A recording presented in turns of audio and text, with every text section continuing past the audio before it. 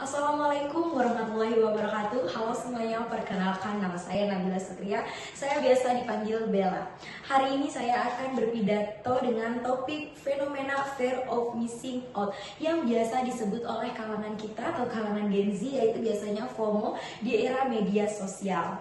Selamat pagi dan salam sejahtera bagi kita semua yang saya hormati Bapak atau Ibu dosen dan rekan teman-teman sekalian. Pada kesempatan kali ini saya akan menyampaikan sebuah pidato mengenai fenomena, yaitu fenomena FOMO yang biasa dikenal di kalangan kita mahasiswa. Pernahkah teman-teman merasa gelisah ketika teman lain sedang menghadiri konser, nongkrong di tempat baru, mengikuti kegiatan organisasi, atau bahkan sekedar mengunggah percakapan mereka atau pencapaian mereka di media sosial nih. Lalu muncul perasaan bahwa kita sedang tertinggal dan harus melakukan hal yang sama agar tidak ketinggalan hal itu. Jika pernah, bisa jadi kita sedang mengalami FOMO nih teman-teman. Fenomena ini semakin sering muncul seiring berkembangnya media sosial.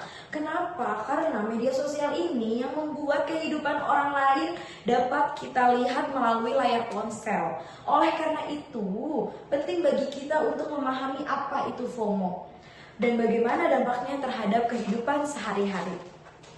Hadirin yang saya hormati, fear of missing out atau FOMO merupakan kondisi psikologis ketika seseorang merasa takut tertinggal informasi, pengalaman, tren, atau bahkan aktivitas yang sedang dilakukan oleh orang lain.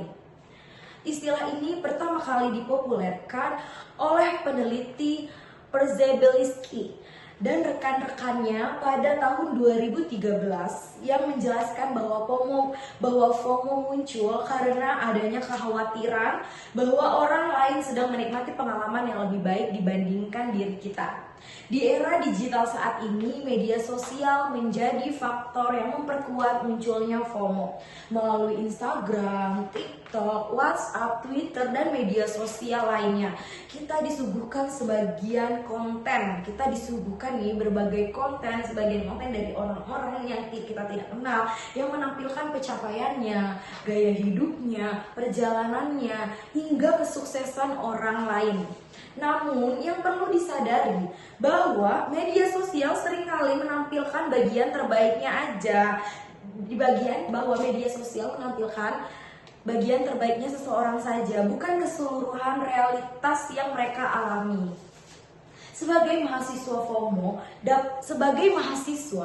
FOMO dapat muncul dalam berbagai bentuk. Misalnya, merasa harus mengikuti setiap tren yang sedang viral. Pertama, terus yang kedua, memaksakan diri menghadiri berbagai kegiatan agar dianggap aktif. Yang ketiga, suka membandingkan pencapaian akademik dan non-akademik dengan teman-teman sebayanya. Tidak jarang seseorang merasa kurang produktif hanya karena melihat orang lain tampak lebih sukses di media sosial. Menurut saya, persoalan utama dari FOMO ini bukan hanya tentang rasa takut tertinggal, tetapi juga tentang hilangnya kemampuan menghargai proses dari pencapaian diri sendiri.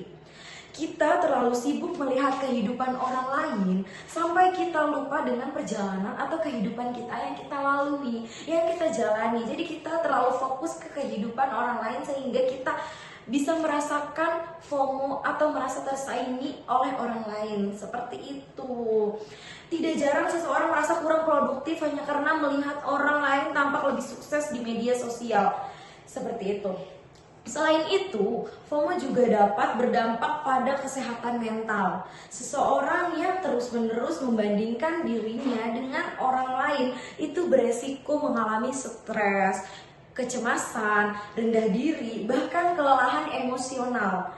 Dalam jangka panjang, kondisi ini dapat mengganggu konsentrasi belajar, produktivitas, dan kualitas hubungan sosial.